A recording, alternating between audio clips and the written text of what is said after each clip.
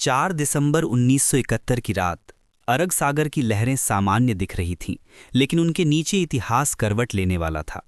कुछ भारतीय missile boats अंधेरे को चीरते हुए कराची की ओर बढ़ रही थीं।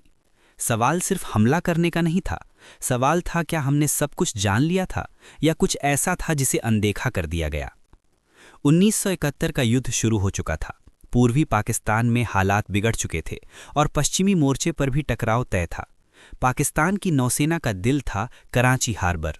वहीं से तेल की सप्लाई, हथियारों की आवाजाही और नौसैनिक कमांड संचालित होती थी। अगर कराची ठप पड़ता तो पाकिस्तान की युद्ध क्षमता आधी हो सकती थी। लेकिन कराची पर हमला करना आसान नहीं था।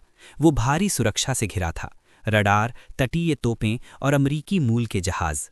भारतीय नौसेना ने एक साहसिक योजना बनाई, ऑपरेशन ट्राइडेंट।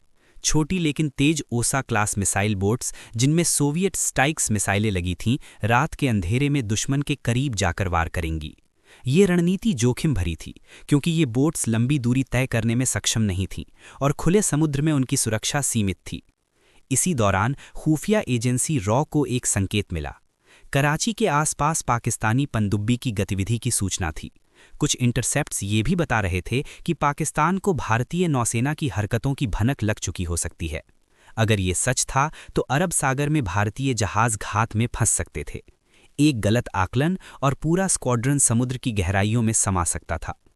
दिल्ली में और नौसेना मुख्यालय में चर्चा हुई। क्या ये इनपुट विश्वसनीय था? क्या ये पाकिस्तान की भटकाने वाली रणनीति थी? समय कम था। 3 दिसंबर को पाकिस्तान ने पश्चिमी मोर्चे पर हवाई हमले कर दिए थे। जवाब देना जरूरी था, तेज और निर्णायक। एडमिरल एसएम ननबा के नेतृत्व में नौसेना ने फैसला किया कि ऑपरेशन टाला नहीं जाएगा। रणनीति बदली गई।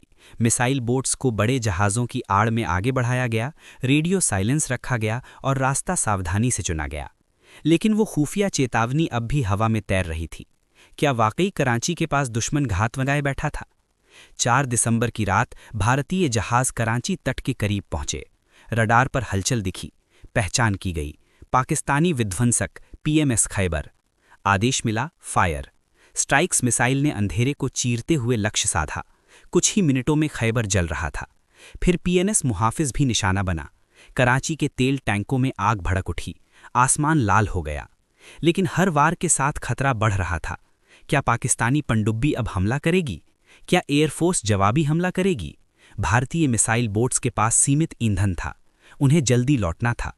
हर मिनट भारी था। भारतीय जहाज सुरक्षित लौट आए। ऑपरेशन ट्राइडेंट सफल रहा। 4 दिसंबर को बाद में भारतीय नौसेना दिवस घोषित किया गया। कराची हार्बर को भारी नुकसान हुआ। पाकिस्तान की नौसेना कई दिनों तक प्रभावी कार्रवाई नहीं कर सकी। तेल भंडारण में लगी आग ने आर्थिक और सैन्य दोनों स्तर पर झटका दिया। लेकिन उस रात का एक सच अक्सर छिपा रह जाता है। वो खुफिया इनपुट, जिसमें संभावित पनडुब्बी खतरे और रडार अलर्ट की चेतावनी थी, पूरी तरह स्पष्ट नहीं था। कुछ रिपोर्ट्स बाद में बताती हैं कि पाकिस्तान की प्रमुख पनडुब्बी पीएनएस हैंगोर उस समय अलग सेक्टर में सक्रिय थी। क्या वो चेतावनी अतिरंजित थी या सिर्फ किस्मत ने साथ दिया? युद्ध में कई बार फैसले अधूरी जानकारी पर लेने पड़ते हैं। ऑपरेशन ट्राइडेंट भी ऐसा ही एक दांव था, जहां रणनीति, साहस और जोखिम एक साथ खड़े थे। अगर वो चेतावनी सच साबित होती तो अरब सागर में शक्ति संतुलन बदल सकता था।